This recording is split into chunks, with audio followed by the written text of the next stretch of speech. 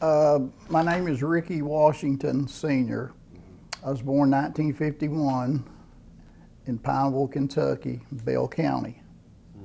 It was good and bad. We didn't have everything that we needed, that we wanted really, but we had everything we needed. We never ever went hungry. We didn't do without because, we had our own cows and chickens and pigs and those things, and we raised my parents raised all our food, and, and in the wintertime they canned all their stuff that they grew in the gardens and stuff, and, and they killed their livestock, like for meat, we had smokehouses, they did, and they salt cured the meats and stuff, and we had meat all during the winter months. So there was always food. Always food. We were poor, but we weren't poor. We didn't have a lot of money, but we had the necessities to get by, and to live. We had, back then there was a lot of what we called African Americans and blacks. And they were spread out all over the county. I lived in Dorton Branch, it was called, and we had about 6 families up in there. We had, the Smiths, the Crockett's, the Whites, and 2 or 3 more families that lived up in there that, we socialized with, and we all, played together and did those sort of things that kids do, at my age at that time. When I went to school, I had to walk a mile to get to school, and a mile back every day. We didn't have buses then, I went to school in Pineville. So what was the name of that school? My first 3 or 4 months I went to Roland Hayes, the black school that we had down there. And I can remember that we didn't have that many students at that time because we had a lot of students that they bused from Pineville to Barberville, to another black school in Barberville, Roland Hayes. But the school, I went to, Roland Hayes, Rosenwall was in Barberville. They bused them to Rosenwall in Barberville. But Roland Hayes High School that we had in Pineville, we had, 30 or 40 black kids. The last teacher that I can remember at Roland Hayes was Dr. Carmen. I can remember him specifically. Well, he was a good instructor, and he was a good motivator, and he would always make sure that you were always taught correctly and you were never mistreated. Everybody down there was treated equally. We didn't have back what you call now bullies and people that tush hog you around. They didn't know that was just unacceptable. Do you remember any families from up at Straight Creek? I remember the Jeffersons, the Fergusons, the Whitesides, the Renfros, and there was a whole lot of others, that had moved away from there, after the '77 flood. What was that? Well, that was just a devastating flood that we had back in 1977, where we got more inches of rain in a short period of time than we've ever got in the history that I've been down there. Been through a lot of floods, but not like the 1977 flood, because in the '77 flood, we had moved from where we lived out in the county to the city. Okay, my grandmother had bought our first home in the city, and we really didn't know how to act. We had running water, electricity, and all that stuff. But the '77 flood really was devastating for us because it got 14 feet in our house, you know, and so we had to move, and, you know, we had lost all our stuff that, you know, that we had gotten, you know, through our lifetime. My parents, my dad left in 58, and he went to Milwaukee to work with the longshoremen up there on the boats and stuff that came in up there. And my mother, she was just like a caretaker. You know, she would like wash clothes and iron clothes and do housework and everything, you know, for what we call the rich and high and mighty. You know, that was just stuff that, you know, that we heard and everything. But that's what my mother did. Because most of the African Americans then, they didn't have the jobs and stuff that like some of us have today. We had, you know, a lot of them worked. I worked on the railroad and stuff, and I never did. None of our family worked on the railroad, you know. So, what was your mom's maiden name? My mom's maiden name was Cloud.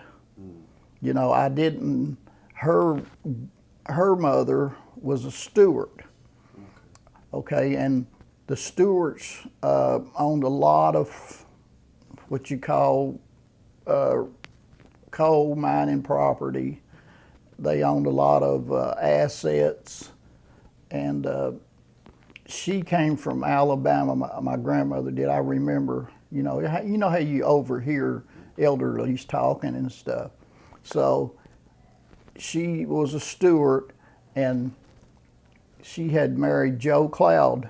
You know, that was her husband. Okay, and Joe Cloud, I think to me, he was a white man, but he looked black, you know, and he was the first person in our family to work at the Pineville Community Hospital back then, whenever it was up and running. And he took care of us, you know.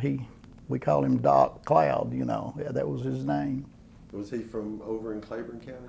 No, he wasn't from that bunch in Claiborne County, but he came from Danville. Kentucky. Danville, Kentucky. Okay. Yeah. Okay. And your grandma came from Alabama. Alabama. She was a Stewart. Mm-hmm. What about do you know much about your dad's folks? I didn't know that much about my dad's folks because I didn't really get to know him personally until when I got out of the Air Force. I went to Milwaukee where he lived, you know, because I had an uncle up there, and I went up there and looked him up and introduced myself to him and everything. But he knew who I was through my Uncle Joe, because him and Uncle Joe left and went up there in 1958 and stuff, and he remarried up in Milwaukee, because I remember meeting. I had 3 half-sisters up there I've never met in my life, and you know, they knew who I was and they accepted me, you know, and stuff. And did you stay in contact with them after that? I do. We message and, you know, do telephone conversations, and you know, we're all real close, you know. From Roland Hayes, I went to Pineville City Schools. Okay. We integrated 1958. Okay. I was in the first black class to go to Pineville High School, Pineville City Schools. There was, I think, 8 of us.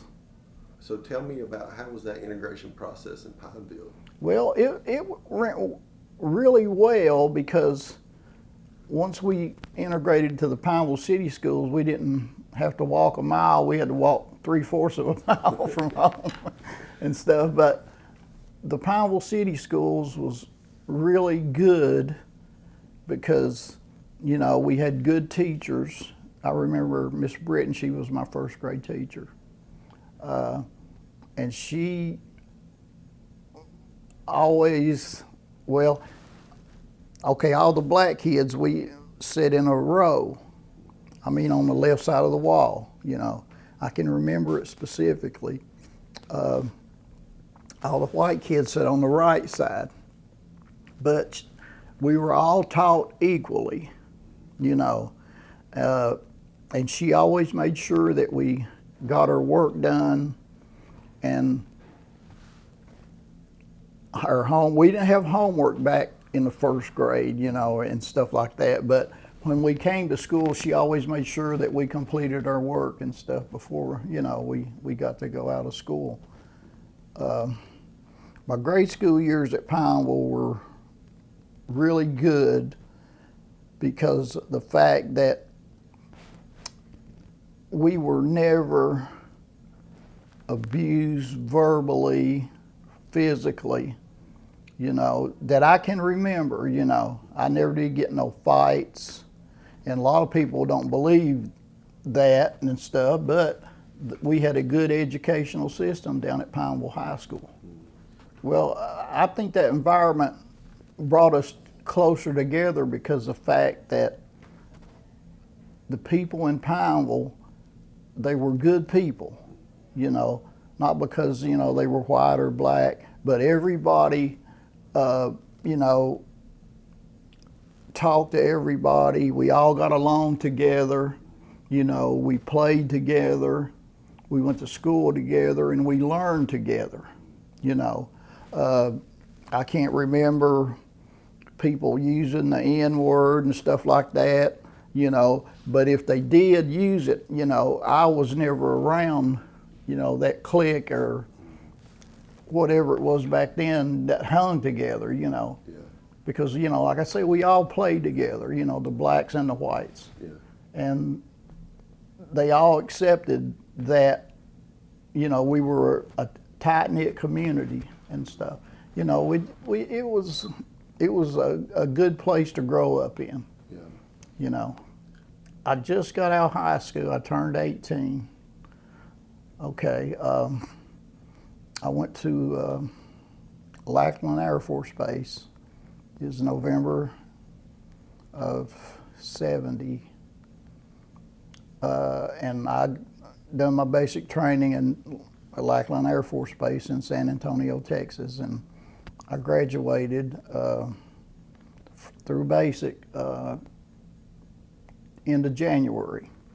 Okay, at the end of January, I got my first assignment, you know, and I was shipped off to Seattle, McCord Air Force Base. Okay, and I stayed at McCord about a year. And from McCord, you know, I got my orders, you know, to go to Southeast Asia, to go to Vietnam. Okay, this was around 1971. Okay, and I stayed over there in Southeast Asia probably 12 to 15 months. You know, it was rough, but Uncle Sam sent us over there, but I know that God brought me home, you know, and I was thankful for that. You know, I've seen a lot of bad stuff, and it's stuff that you can't ever get out of your mind, because if you watch TV and watch war stories and stuff, it brings it back to your remembrance. Because I had a lot of friends to get killed, and you know, but that was part of it. Yeah. And I adjusted to that, you know. Yeah. But I stayed in the Air Force my term, about 6 years. And then after that, I went into this Kentucky National Guard over here in Middlesboro. And I stayed in there about 10 years. You know, it was Army. It's a lot different than Air Force for me. It was a big adjustment, you know. And then during those years I was in National Guard, I went back to college, and you know, I got my little associate's degree, and which that was something I wanted to do to further my education. Where'd you get your associates from? Southeast Community College here in Middlesboro. Mr. Cox out there, he was my English teacher. Okay. And yeah, we were really tight, you know. because he had to ask me a lot of questions too about Roland Hayes too, because our goal, we were trying to get pictures of Roland Hayes, and I'm still working on that because I got 2 or 3 other people that I know that's got materials, but I just can't get them to give it up. But eventually they'll have to give it up because they're good people, but anymore they don't trust people. The trust is not there like it used to be, because like I say, when I was little, we never did lock our doors or windows or nothing, because we felt safe, and back then we were safe because we didn't have the problems going on today or back then like we do today. I lettered in football 5 years from the 8th grade. I lettered in track 4 years. I played basketball 4 years. I lettered in basketball 4 years. And I got the Junior Athletic Cup my junior year because that was the most prestigious award in high school that you can receive, as an athlete, and So you played a little bit. I played a little bit, a whole lot, let me tell you, and stuff. And to further that up, I got a football scholarship to Eastern at that time, but I chose to go do my service, prior to that. So I passed that up going to Eastern Kentucky University up in Richmond and went in the Air Force instead. What was the big rivalries in sports? Gosh. Well, we didn't have big rivalries when I was playing football. I'm going to tell you why. Because we beat everybody so bad. The 4 years or 5 years that I played football, we lost 3 games. We never lost to Bell County. I can go to my grave and say that. And Bell County dominates everybody up here now. I never lost to Corbin. And ain't too many around here say that, but I can. Lynch, they never would play us. They won the state championship about. They wouldn't play y'all? They wouldn't play us because they knew they were going to be in for a beating.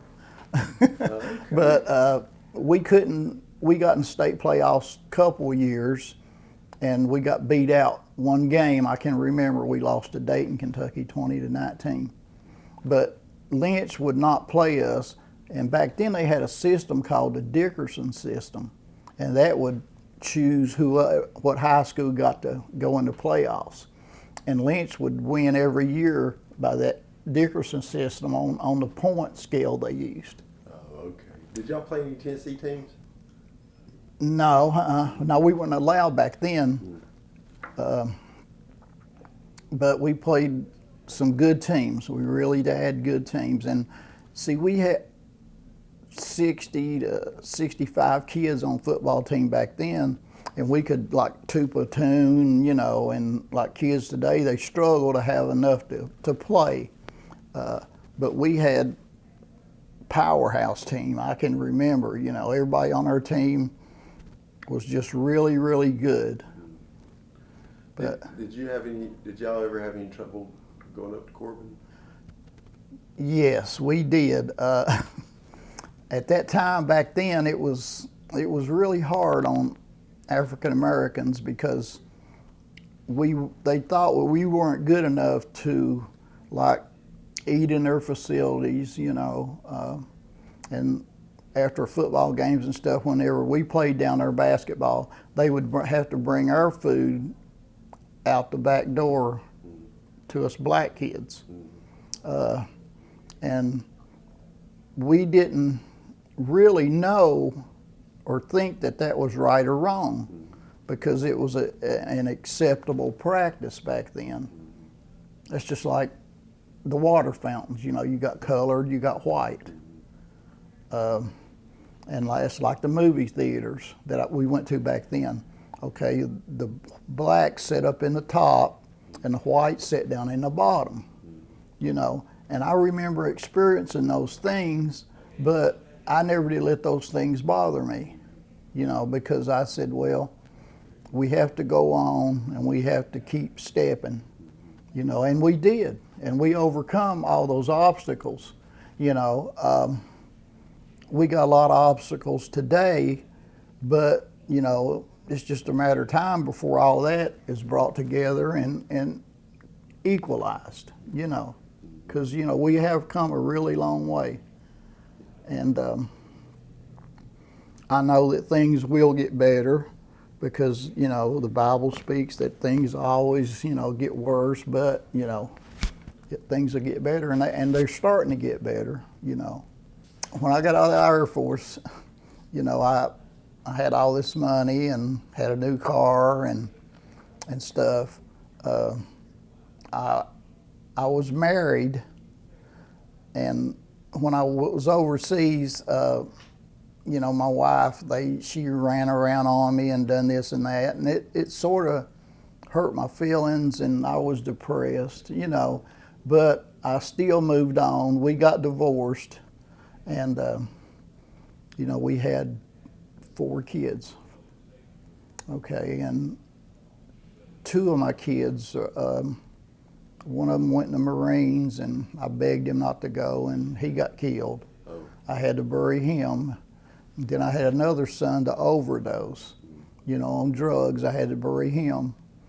And that's the hardest thing that I had to do, was bury 2 of my sons, you know, because I knew that I should have passed away before that they did, you know. But my mother's death to me, wasn't as tragic as the death of my 2 sons.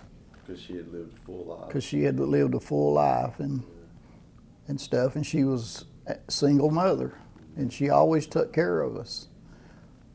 But, you know, after the, you know, the Air Force and stuff, you know, I got divorced, like I had said, and I went out and, like any other young male, you know, went out and ran women from town to town. That was just a thing to do.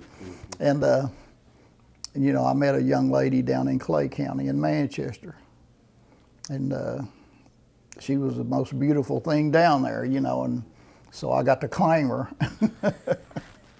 And we've been together 45 years, you know. We've got a girl and a boy. Well, what's her name? Betty Sue Henson. She's a Henson. She's a Henson. Mm-hmm. And what are your kids' names? Tyrone and Tracy, and they both live in Lexington. My daughter, she graduated from UK because she went up there before my son did, and so my son finally went up there. He works at Edith J. Hayes Elementary School. My daughter, she works at Kroger's. She's in retail. She goes store to store to do inventories and things like that. She really likes it because she ain't in one place all the time, you know. See, like in Pineville, Middlesboro, okay, say most of the females were kin to us, so we couldn't court them, you know. So we had to go out of town, you know, and run around, you know, like men do. And Manchester had all the pretty girls. Oh, okay. Okay, so that's the relationship.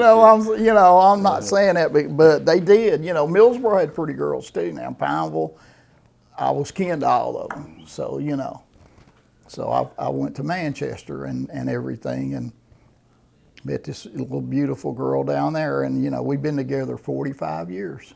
We went to the Methodist church. We had a black Methodist church in Pineville. I was little, but I remember it very well because it sat behind Roland Hayes High School. We went to that church, I think, up until 1977. That's when the flood came in and destroyed that church. But it didn't get up to Roland Hayes High School and do as much damage as it done to other places. So after we left the Methodist church, we went up to Bethel Baptist Church, which was another black church in town. because, we had quite a few, African Americans in back then. So we started going to the Baptist church, Bethel Baptist.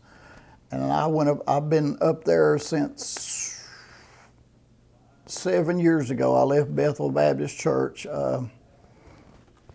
We had a preacher, Reverend Cornett. He was a really good preacher. And then we had our elders in our church, which, were older women and men. And over time, they were old and they passed away. Okay, so I was the only senior deacon left down there. And after our other elders or women passed away, we had a generation of young non-believers that came down there and joined the church. They were already in the church, but they were young and they had grew up. So they wanted another pastor, so they, Baptist church, the majority rules on voting, so they voted this pastor out. And this pastor had not done nothing wrong, to my knowledge, because I always was there. And we would go visit the sick, and we'd take our communion kits with us, and we'd serve them communion like was customary practice. But in the end, the church didn't do well, and they had to shut the doors to the church. And to this day, the church doors are still closed. But the building's still there. But the building's still there. And they've got a historical marker down there, I believe. And that's a good church. It's a good church building. And there's a lot of people that has came to me and that wanted to reopen the church, but the ones that voted the pastor out, somehow they went and got power of attorney, so they have to make the decisions on what to do with the church building. And according to the Constitution at that time, that's incorrect, because we had so many members in that church, and they got a voice too, but a lot of them, like I say, have moved away, and then a lot of them still sends money. A lot of our members that's still able, they send money to the First State Bank down in Pineville, to try to get the church doors back open and that church back running. But after they had voted Reverend Cornett out, I resigned. I sent them my letter of resignation as the senior deacon down there. And after that, for about 6 months to a year, I, felt really sad and I felt bad because of what had happened at Bethel Baptist Church. And then there was an elder from First Christian Church approached me coming out of Walgreens one day, and he said, "Rick," he said, "are you going to church anywhere?" I said, "Well, no, not right now." He said, "Well, why don't you come worship with us?" And I said, "Well, Billy, let me think about it." And so 2 weeks after that, I went down to First Christian Church in Pineville. First African American ever been in that building. Oh, really? Yes. And I'm still in that church now. I've progressed from an elder from a deacon to an elder. And I'm the first African American that has ever been in that pulpit in Pineville to this day. And they're good people down there, and a lot of them I went to high school with and grew up with, and they accepted me, and I still go there today. That's your home church, That's my home church right now, is First Christian Church. Well, my mom is buried in Walls Cemetery in Pineville, and see, and that's one of our biggest obstacles that we have is our places of burial, and I think that everybody should have a right and privilege to be buried where they choose, and they should be. But I was talking about, you were asking me about where my mom's buried, and she's buried in a black cemetery in Walls End. Okay, and Is that WALLS? SEND. Okay, Walls End. Walls End Cemetery. It's in Pineville, but it's in a little community called Walls End. And in Walls End, you know, they used to have a lot of African Americans that lived there because they worked in the coal camps in that area. My grandmother, all my people before me are buried up there. Okay. Now my two sons that I had talked to you about earlier, now I had to bury them in Barberville, you know, because one of their aunts ran a cemetery in Barberville, and she let us bury them down there for nothing. There's a lot of African Americans buried down there, you know, in that cemetery. Do you know the name of that cemetery where they're at? Cannon Creek. Cannon Creek. Cannon Creek. And it's real nice. The lady, Ellick Ray Little, that she passed away, but she had left a lot of money in that endowment to have that cemetery took care of for years to come. And it's one of the nicest cemeteries that you can go to, because you know. Do you live in Middlesboro now? No, I live in Pineville now. Still live in Pineville? I still live in Pineville, but I have a lot of affiliation over here in Middlesboro. You know, we had a Black Veterans Association, and then they shut it down. But I belong to the Tri-State Vietnam Veterans over here in Middlesboro now. We continued on, you know, and we got our own group over here. Where's the closest VA for you?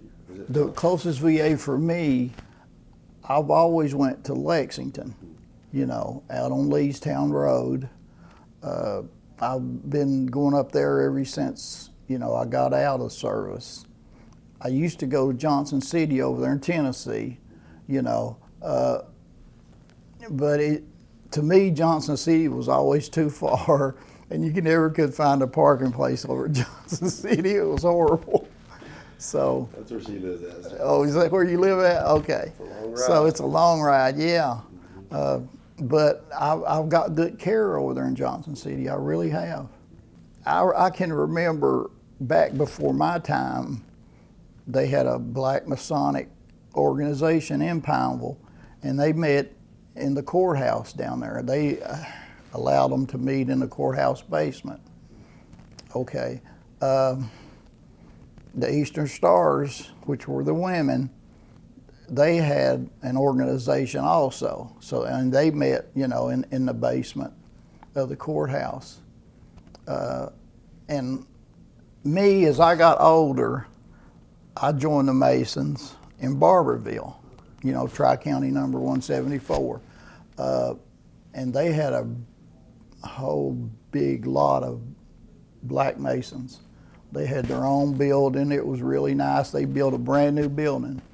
And I went down there for years, you know, and after all our elders down there passed away, we had to close that building too, you know. And right now I'm inactive as a Mason, but I've had other Masonic lodges that has asked me to come and join, you know. And I've failed to do that because I've got too many things right now on me to do that. Like another guy here, Sam Coleman, you know, his dad was the district deputy grand master of 14 Masonic lodges here in eastern Kentucky. Okay, and I always went with him everywhere he went. So before he passed away, he nominated me to be the next district deputy grand master here in the Mountain District. Okay, and I was elected through the Grand Lodge in Louisville. And I still hold that title today, but I still can't get our young Black Masons to come together to keep it going. You know, they just seem like they're not interested in historical things like that. I don't know what's wrong with them. So, but the building in Barberville's still there. It's still there. And what we did, we let Thankful Baptist Church in Barberville use that building to keep it from getting ran down and everything, but they pay the utilities and everything on that building. Yeah. But anytime we want that building back, you know, we just got to go in there and tell them. Yeah. The 8th of August, did y'all do the 8th of August in Pineville? Did it in some places? No, we didn't. We had a group to come to Middlesboro, you know, and we participated in that one over here because we didn't have nothing in Pineville for Juneteenth. Okay. You know what I'm saying? Yeah. Okay. Because we have a hard time in Pineville getting what African Americans we got down there to even go to church at all. Yeah. You know what I'm saying? I don't know what's, you know, there's things of the world that attracts them more than eternal life of Jesus Christ, you know. And the world just shows them so much, they're just blinded, you know, to those things.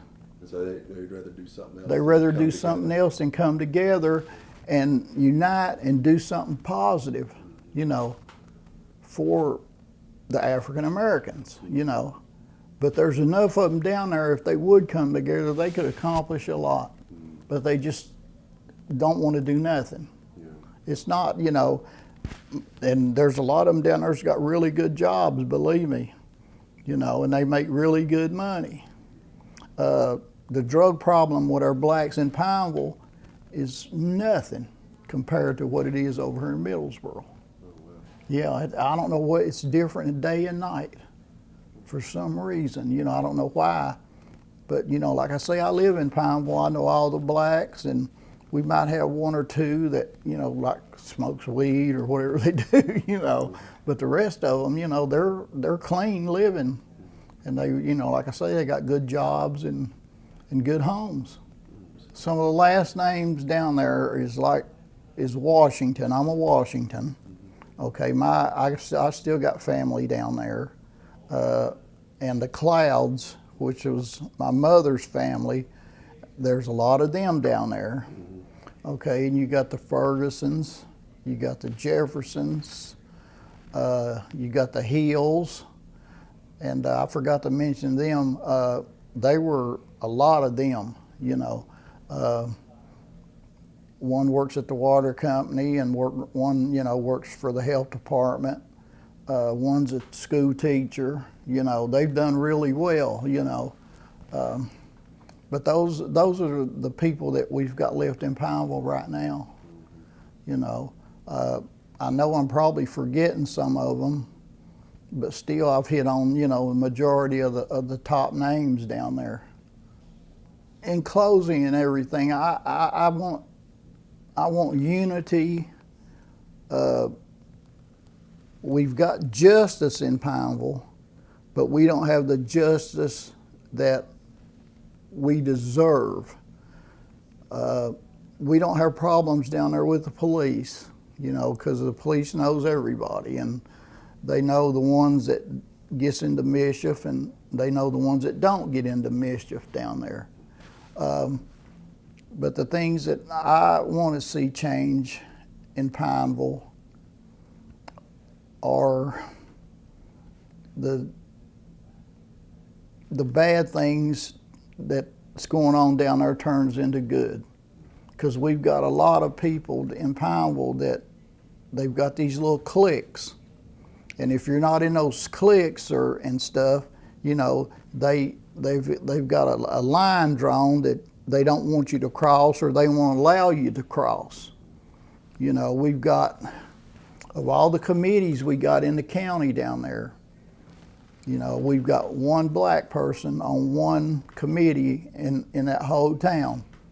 And that's incorrect. That shouldn't be, you know. They just started here putting African Americans on the sheriff's department here in the last couple of years. And those two African Americans are from Middlesboro.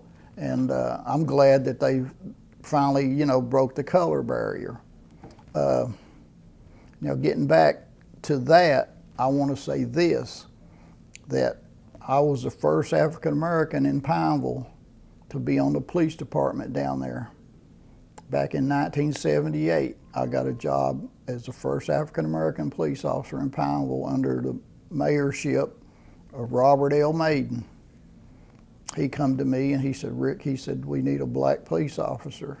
He said, the state is on us, you know, and I said, well, Bob, I said, I'll do it.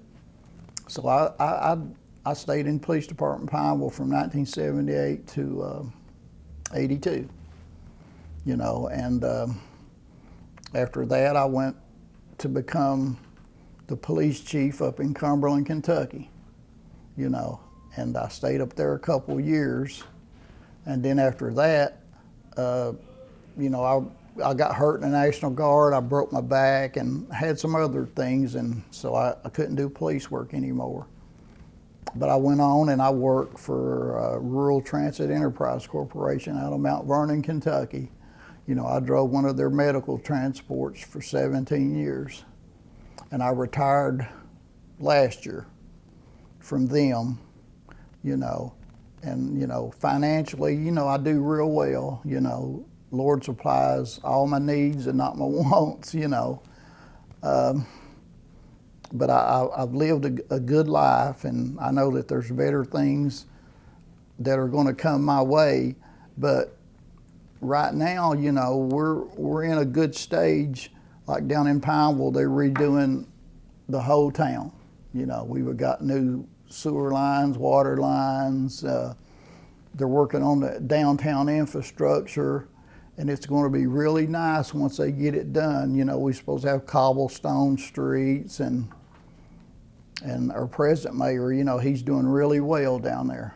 He's doing a really good job, and I want him to know that, but he probably already knows that. But I'm probably going to stay here and try to see things, you know, through, because they always come to me for a lot of advice on a lot of stuff, because they know I know everybody, and you know, they know I know how to solve problems.